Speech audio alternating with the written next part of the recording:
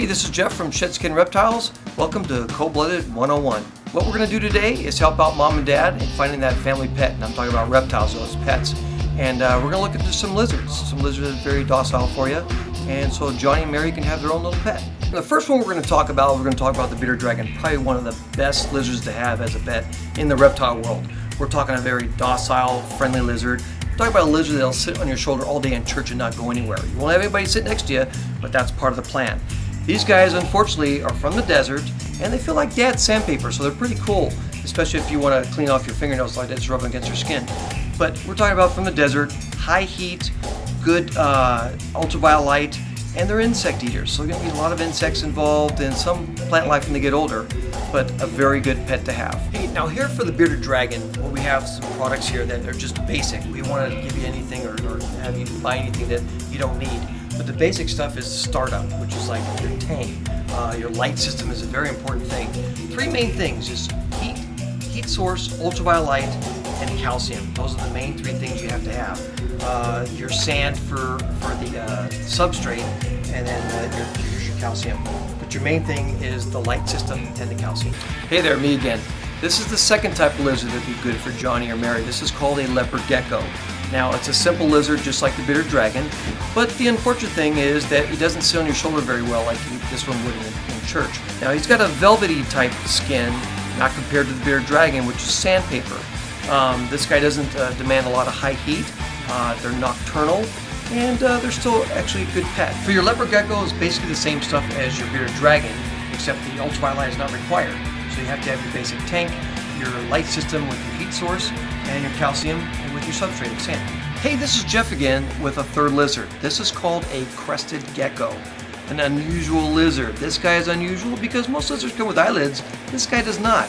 Also nocturnal, comes out at nighttime. So if Johnny and Mary are up late at night, another good pal to have. Now he has a prehensile tail also uses to climb with, which kind of neat. Just don't tug on it too much because he could lose it and it won't grow back. Now this guy is also unusual because he's got little tiny hairs on his toes and he'll climb on anything, your face, the wall, your glasses. Another very good lizard to have as a pet. Now the crested gecko setup is a little bit different than your other lizards that we showed you there. Require a lot of heat. These guys are nocturnal, so they don't require as much heat, but you can have a little bit of heat with these guys. Crested gecko requires a tank that's all glass and a little high like this one right here. They can do a lot of climbing on. Also, your substrate has to deal with moisture. Any substrate that can hold moisture is better for your crested gecko. Calcium is also involved. And also, if you don't like feeding your crested gecko crickets, they've got this stuff made by Zoom Ed. It comes with any other company, but Zoom Ed makes your crested gecko food that you add water to, it becomes a pudding. Hey, this is another lizard here. This is called an Asian water monitor. Yes, the name says it all. It likes to be in water, plays in the bathtub.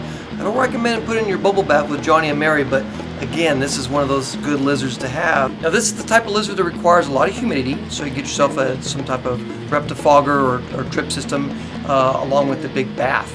And then it's going to require a lot of heat, in the 84, 87 degrees, and ultraviolet light, very important in his life, and calcium powder. All right, now we have the water dragon set up. Now the water dragon requires a lot of humidity. That's where the reptifogger comes in here and casts a lot of humidity inside it like a fog. That's why it's called a reptifogger.